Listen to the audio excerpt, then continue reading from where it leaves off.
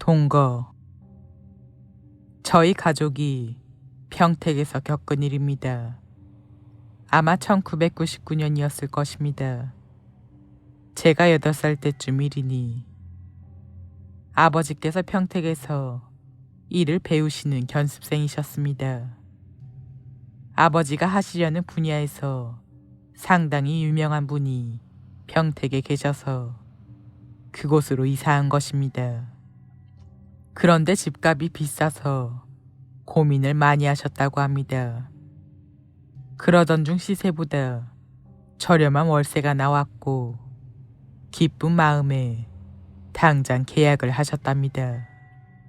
집은 단칸방으로 바깥으로 난 부엌으로 통하는 창문이 있었는데 어린아이가 겨우 들어갈 정도로 작은 창문만 있을 뿐 작고 답답한 느낌이 드는 곳이었습니다. 이사한 첫날 밤, 첫날부터 어머니께 이상한 일들이 일어나기 시작하셨다고 합니다. 잠을 자려고 하면 여자 웃는 소리, 우는 소리, 애들이 뛰노는 소리가 들리는 것이었습니다.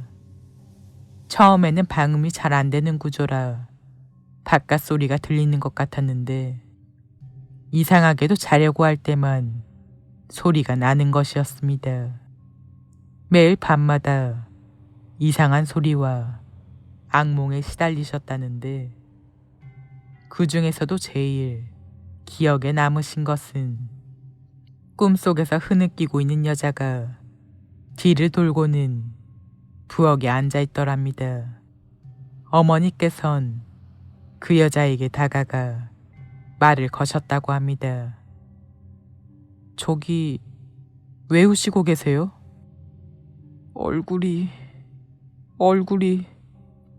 그러면서 고개를 돌린 여자의 얼굴은 화상을 입은 듯 일그러져 있었답니다. 밤마다 무섭고 힘들었지만 당시 힘들게 구한 집이라 아버지께 말을 꺼내기가 어려워 참고 계셨습니다. 하지만 보름이 넘도록 계속되자 결국 참을 수가 없었고 아버지께 여태까지 밤에 있었던 이야기를 하셨다고 합니다. 미신을 믿지 않으시는 아버지는 집이 맞질 않아 그런 거라며 조금 있으면 괜찮을 거라고 하셨지만 어머니는 계속 불안해 하셨답니다.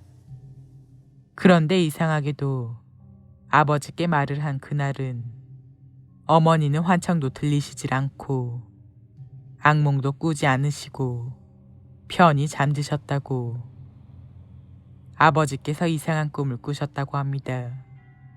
꿈속에서 부엌에 달린 쪽창문 밖에 여자 흐느끼는 소리가 들리더랍니다. 아버지께서는 이상한 마음에 조금 열린 창문을 닫으려고 하는데 그 순간 들어가게 해주세요 라는 여자의 개성과 함께 길게 늘어난 팔이 들어와 문을 열려고 했답니다. 아버지는 큰일이 날 것 같아 필사적으로 문을 닫으셨고 창문이 닫히자마자 흐느끼는 소리는 사라졌다고 합니다. 다음 날부터 아버지께서는 몸져 누우셨습니다. 평소 건강하셨던 분인데 차도는 없고 나중에는 병원에서 장례 준비하라는 말까지 들었습니다.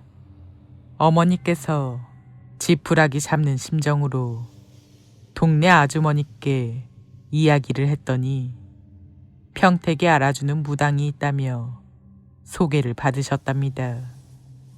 다음 날 무당이 저희 집에 발을 디딘 순간 무척이나 놀란 듯이 뒤로 넘어졌고 어머니께 더듬거리시며 말을 꺼내셨답니다. 당신들은 사람도 아니야.